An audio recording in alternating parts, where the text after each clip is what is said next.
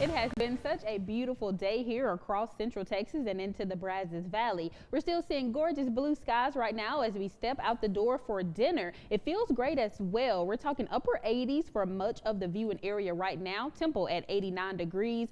Feeling like 86. We're definitely dealing with less humid conditions, and winds are pushing in out of the northwest up to about 10 miles per hour across much of the viewing area. Again, it feels great for all of us, but we did deal with some gusty winds through the afternoon. But now you see current wind gusts across the area have calmed completely down. We're still going to get that northerly flow for the rest of the evening and for the remainder of the week. So cooler and drier air is pushing in over our area. So make sure as you head through the rest of the evening that you may want to even take your dinner outdoors. Again, we're going to continue in the mid to upper 80s throughout the rest of our 6 p.m. hour. Headed into the upper 70s by 8 o'clock. We're going to see clear conditions all night long. So not a cloud expected in sight as we head into the low 60s and even seeing some upper 50s for our overnight lows before temps warm back up into early Sunday morning. Again, plenty of sunshine over the next few days to enjoy, with temperatures rising slightly above the average as we head into next week.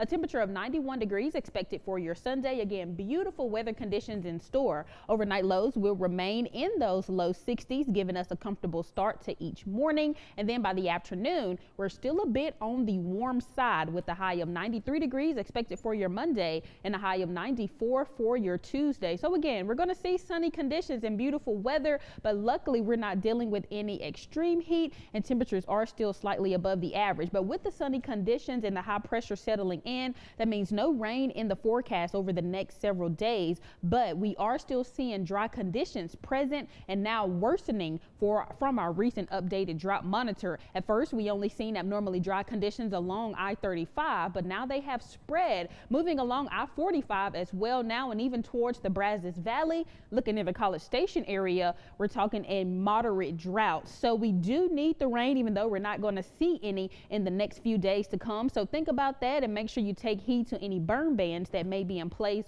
over your counties. But now here's a breakdown on the tropics, and I just want to start by saying thank God we are not being affected by any tropical development right now, because our thoughts and prayers continue to go out to everyone who was affected by what was Hurricane Helene. We're talking a major Category 4 deadly storm that moved over Florida and continued to bring heavy rainfall and flooding across many states in the U.S. We've marked off 10 names already on the 2024 Atlantic hurricane season list. We are still in peak hurricane season, so even though nothing is knocking on our front door as of now, make sure you continue to go over your hurricane safety plan. Disturbance number 2 here has a 50% chance of development over the next 7 days, as it could enter into the Gulf of Mexico headed into next week. As of now, again, no impact expected to our area. We may get some rain from disturbance number 2 here, but again, make sure you have your safety plan in place and you stay up to date with us as we continue through the season. Disturbance 1 with a 70% chance of development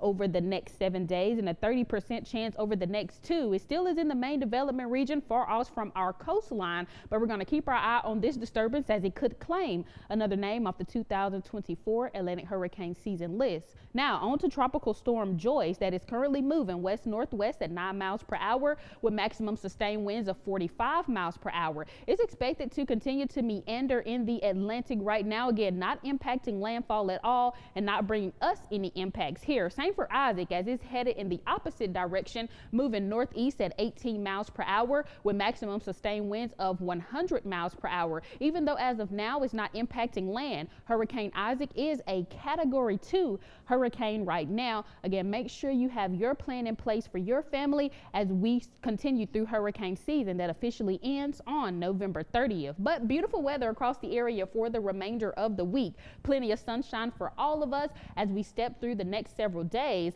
Our high temperatures, though, will rise slightly above the average into the mid-90s, so a bit warm to start off early next week on our Monday and Tuesday, but those overnight lows are going to stay comfortable. We're talking upper 50s to low 60s over the next several days as well, and even headed into next weekend, we're going to see those lows warm up to the mid to upper 60s. But Adriana, what's the buzz?